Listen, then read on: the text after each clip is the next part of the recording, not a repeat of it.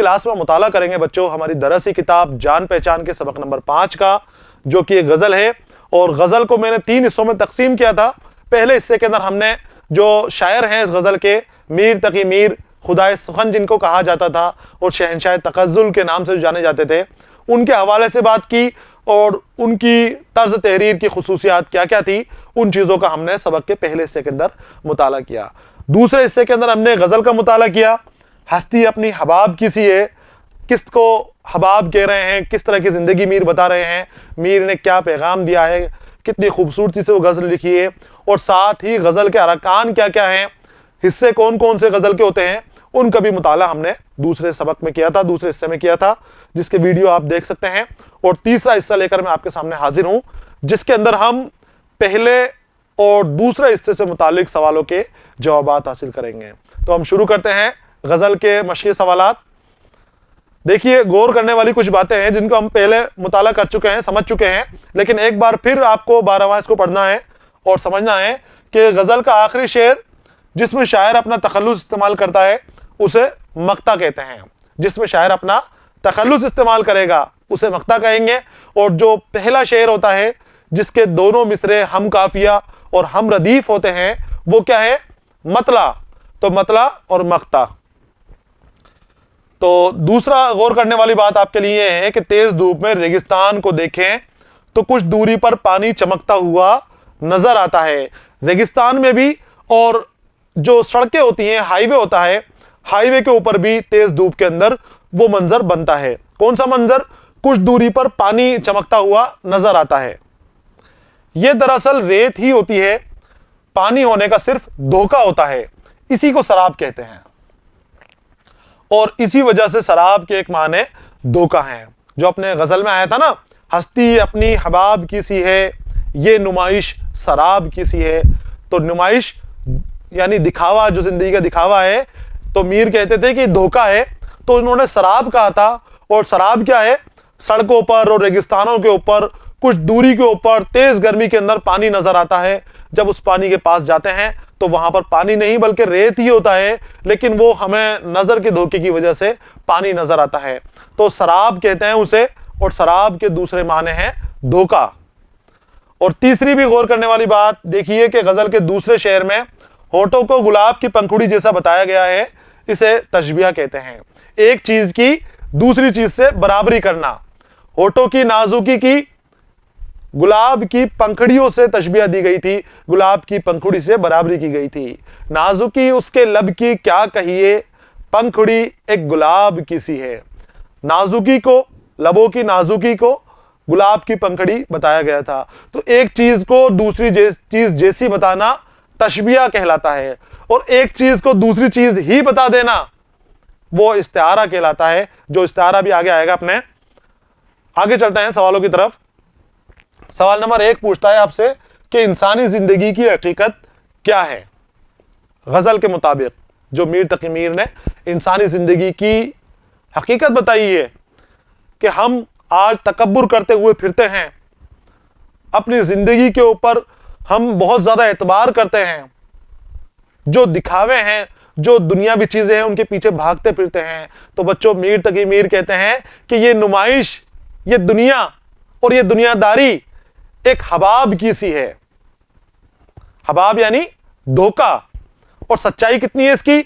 सच्चाई इतनी है कि जिस तरह से पानी का एक बुलबुला होता है, पल भर में वो पैदा होता है, हल्के से पानी के अंदर हिलते ही पानी पैदा हो जाता है बुलबुला, और थोड़ी देर रहता है और उसके बाद जैसे ही उसको हवा लगती है, नामुनासिब हवा लगती है और वो फूट जाता है। उसी तरह हमारी जिंदगी है कि जिस तरह से बुलबुला पल का मेहमान है, हमारी जिंदगी भी पल भर की मेहमान है। हम आज जी रहे हैं, हमें कल का पता नहीं है कि कल हमारे साथ क्या होने वाला है। हम सामान इकट्ठा करते जाते हैं हमारी जिंदगी को आरामदायक बनाने के लिए, हमारी जिंदगी को आराम फराहम कराने के लिए बहुत सारी चीजें हमने जमा कर रखी हैं, जखीरे बना लिए हमने, बड़े बड़े मकान बना लिए, आलीशान बंगले बना लिए, लेकिन हमें हमारे कल का भी पता नहीं है कि हम हमारा कल देख पाएंगे कि नहीं देख पाएंगे। तो मीर तकी मीर कहते हैं, हस्ती अपनी हबाब की सी है, ये नुमाइश शराब की सी है। देखिए, इंसानी जिंदगी पानी के एक बुलबुले के मानिंद है, जो एक पल में पैदा होता है, पल में परवान चढ़ता है और पल भर में ही खत्म हो जाता है। इस तरह की अपनी जिंदगी बताई है। जिस तरीके से पानी का बुलबुला होता है वो अपनी जिंदगी है, और जो दुनिया के अंदर नुमाइशें हैं वो सब शराब की मानिंद है। शराब यानी धोखा होता है।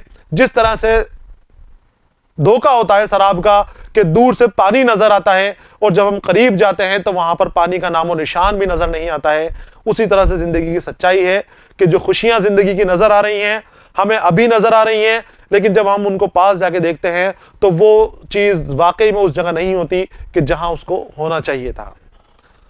आगे आते हैं सवाल नंबर 2 की जानिब। सवाल नंबर 2 कहता है कि बेचैनी के आलम में शायर पर क्या बीत रही है। बेचैनी के आलम में क्या बीत रही है?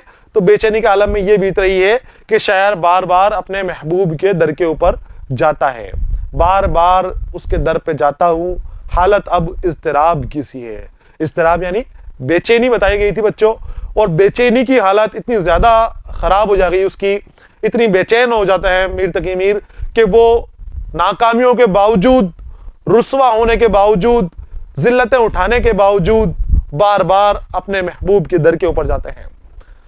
वहां जाते हैं तो उनको नाकामी ही हाथ लगती है, वहां से जलीलो ख्वार होकर लौटते हैं, लेकिन फिर दोबारा वो निकल जाते हैं अपने महबूब के रास्ते के अंदर, क्योंकि जो उनकी बेचैनी है वो उनको सुकून लेने नहीं देती, बैठने नहीं देती थी।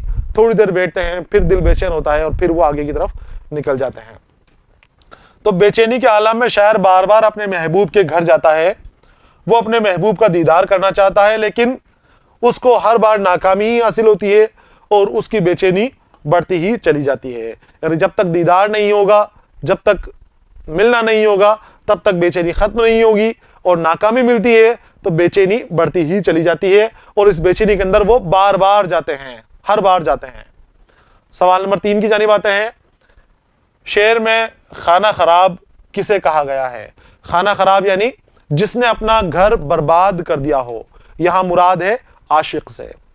वो आशिक जिसने मोहब्बत के लिए अपने आप को, अपने घर बार को बर्बाद कर दिया हो, अपने को जलीलो खार कर लिया हो, मिट्टी में मिला लिया हो, उसे खाना खराब कहा जाता है कि अब उसका कोई दुनिया के अंदर अपने माशूक के सिवा कोई नहीं है, पागलों की तरह, दीवानों की तरह इधर उधर घूमता है। शेर में खाना खराब आशिक को कहा गया है क्योंकि आशिक ने मोहब्बत की वजह से अपना घर बर्बाद कर लिया था। खाना खराब घर बर्बाद करने वाला, खुद का घर बर्बाद करने वाला। यहां अमली काम दे रखा है आपको, और अमली काम में क्या कि देखिए, आप जानते हैं कि किसी चीज, आदमी, जगह के नाम को इस्म कहा जाता है। इस्म की तारीफ आपको पता है कि किसे इस्म कहते हैं, कितनी किस्म होती हैं इस्म की। तो सवाल यह है कि मीर की गज़ल में जितने इस्मों का इस्तेमाल हुआ है उनकी एक फहरिस्त बनाइए। जो आपकी गज़ल हमने पढ़ी है अभी, हस्ती अपनी हबाब की सी है, इसमें कितने इस्म दिए गए हैं, कौन कौन से हैं वो देखिए आप।